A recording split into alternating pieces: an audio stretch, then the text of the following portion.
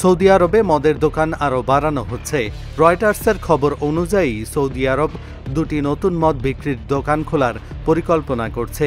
একটি দোকান হবে ধাহরান এলাকায় আরবিক অয়েল কোম্পানি আরামকোর কম্পাউন্ডে, যেখানে কাজ করে অমুসলিম বিদেশি কর্মীরা। তাদের জন্যই সৌদি সরকার এই ব্যবস্থা করছে।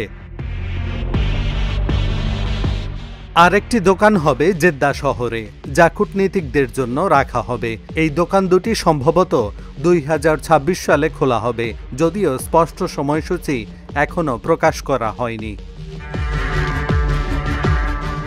ওই দুই শহরে নতুন মদের দোকান চালুর বিষয়ে দেশটির সরকারের গণমাধ্যম অফিস কোনো মন্তব্য করেনি।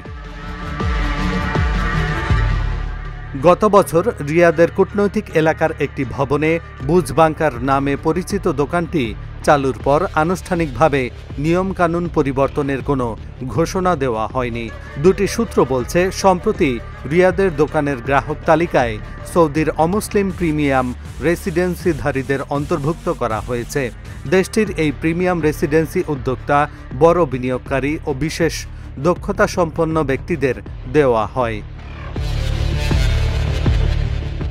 মদ বিক্রি নিয়ে আইনগত কোনো বড় পরিবর্তন সরকারিভাবে স্পষ্ট করে ঘোষণা করা হয়নি।